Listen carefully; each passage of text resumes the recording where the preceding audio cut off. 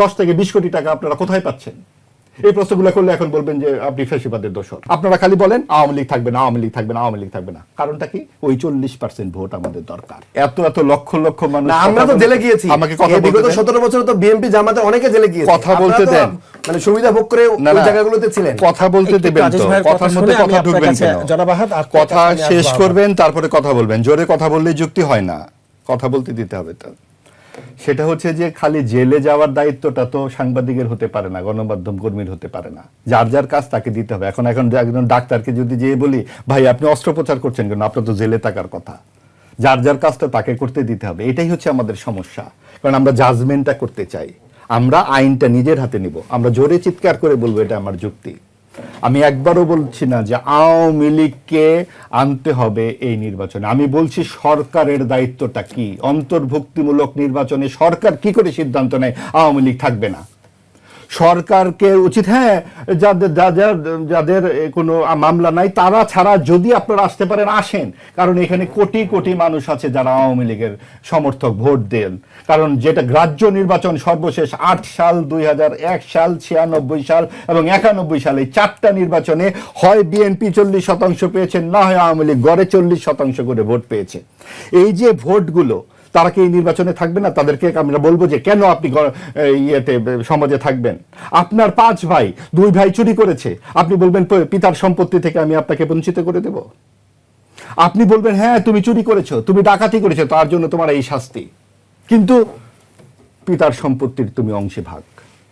এটাই বলে অন্তর্ভুক্তিমূলক সমাজ। আপনার সাথে আমার বিবাদ থাকবে, বিরোধ থাকবে, এবং এই সমস্ত কথাবার্তা খুবই বাতুলতাপূর্ণ যে আপনারা 17 বছরে কি করেছেন, না হলে এই জিনিস হলো কিভাবে, আওয়ামী লীগ হলো কিভাবে, এই 17 বছর আপনারা কি করেছেন। এই যে 14 সালের নির্বাচন হলো, ঢাকা বিশ্ববিদ্যালয়ে একটি মিছিল হয়েছে রাতের ভোটের বিরুদ্ধে। এই যে আজকে বড় বড় কথা বলছেন এই সমস্ত ছাত্র নেতারা, তারা তো আওয়ামী লীগের বঙ্গবন্ধুর নামে গুণগান গেয়েছেন, তার সকল ভিডিও আমরা কয়েকদিন পর পর দেখতে পাই। কি হয়েছিল সেগুলা? আমরা যারা কথা বলছি এখন এই যে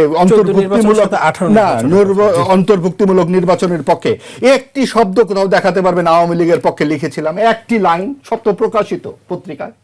এবং এই 24-এর নির্বাচনের বিরুদ্ধে সাংবাদিকরা কিভাবে লিখেছে গণমাধ্যমে, এইভাবে গলা টিপে দেওয়ার মধ্যেও, সেটা বিএনপির যারা তখন জেলে ছিলেন তারা জানেন।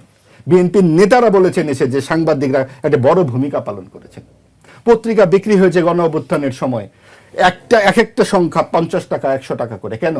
তখন অনলাইন বন্ধ, ইন্টারনেট বন্ধ, পত্রিকা। এখন বিষয়টা হচ্ছে আমি কি করেছি, আমরা কি করেছি, এই জীবনের সব আয়োজন এখানে একসাথে। এই দায়িত্ব নেবার, এই বাহাস করতে এখানে আসি না। বাহাসটা হচ্ছে প্রধান কথাটি বলতে দেন। কথাটি হচ্ছে নীতি নৈতিকতার যে রাজনীতি, সেটা কোথায়? আপনারা একটা দল বানিয়েছেন, তার ঘোষণাপত্র কোথায়? আপনারা কি সমাজতান্ত্রিক, আপনারা কি রাজতান্ত্রিক, নাকি আপনারা গোলাকার, আপনাকে মধ্যপিণ্ড, আমরা জানি না। আপনারা খালি বলেন আওয়ামী লীগ থাকবে না, আওয়ামী লীগ থাকবে না, আওয়ামী লীগ থাকবে না। কারণটা কি? ওই 40% ভোট আমাদের দরকার। এটা বিএনপিও চায়, ওই 40% ভোট আমাদের দরকার। ওটা জামাতও চায়, ওই 40% ভোট আমাদের দরকার। তারা বলতে পারছে না, লজ্জায় না। এটা কিভাবে বলবে? এটা কি বলা যায় নাকি? তাদের আদর্শ কোথায়? আমরা কেন আপনাকে ভোট দিব? আপনার এক্সপেরিয়েন্স কি? আপনি সমাজের জন্য আপনার ধারণাটা কি? আপনার ধারণাপত্র কি? আপনারা কি করেছেন? আপনারা হঠাৎ করে পাজেরো গাড়িতে চড়ছেন কি করে? আপনারা এই যে নির্বাচনটা আপনারা করবেন, আপনাদেরই এক নেতা বলেছেন একটা আসনে নির্বাচন করতে 10 থেকে 20 কোটি টাকা লাগে। তাহলে সেই 10 থেকে 20 কোটি টাকা আপনারা কোথায় পাচ্ছেন? এই প্রশ্নগুলো করলে এখন বলবেন যে আপনি ফ্যাসিবাদের দোষর। হ্যাঁ, আমরা সেই ফ্যাসিবাদেরই দোষর, যে ফ্যাসিবাদ 69 তৈরি করেছে, যেই ফ্যাসিবাদ 71 তৈরি করেছে, যেই ফ্যাসিবাদ বাংলাদেশপন্থী রাজনীতির কথা বলে যে ধর্মনিরপেক্ষতা ও সমাজতন্ত্র এই 72-এর সংবিধানের অংশ। এবং 72-এর সংবিধানে কোথায় লেখা আছে যে রাতে ভোট করা যাবে? কোথায় লেখা আছে যে আপনার এই স্বৈরাচারী হতে হবে?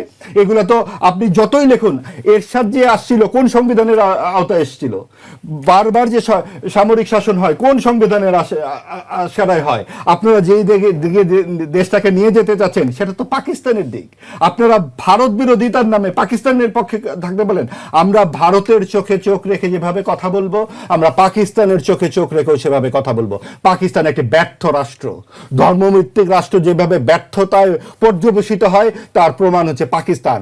আমরা বাংলাদেশকে বাংলাস্তান বানাতে পারি না, এবং সেই কারণেই আমাদের এই আপত্তি। আমরা এই প্রত্যেকের সমমর্যাদা চাই। যারা এই দেশে বাস করবেন, চোর ডাকাত রাহাজানি যিনি করেন, যিনি একেবারে ছিচকে চোর, তারও সমান অধিকার আছে, তারও কণ্ঠস্বর সমাজে থাকতে হবে। কারণ সমাজ, রাষ্ট্র তাকে সেই সুবিধাটুকু দিচ্ছে না। রাষ্ট্রকে সাধারণ মানুষের পাশে যেতে হবে। আপনারা হাঁচি দিতে গেলে সিঙ্গাপুরে যাবেন চিকিৎসা করতে, লন্ডনে যাবেন চিকিৎসা করতে। ওই বৈষম্যপূর্ণ সমাজ আমরা চাই না, যেইটা ছিল বৈষম্য বিরোধী আন্দোলন, যেই কারণে সেই আন্দোলনের পক্ষে সে দেশের মানুষ গিয়েছিল। সেই আন্দোলন নিয়ে কোনো কথা আপনারা শুনেন? বৈষম্য বিরোধিতা নিয়ে কোনো কথা আপনারা শুনেন? আমরা 400 কোটি টাকা দেখি এক ছাত্র নেতার হাতে। এটা কোন রাজনীতি? আমরা সেই রাজনীতির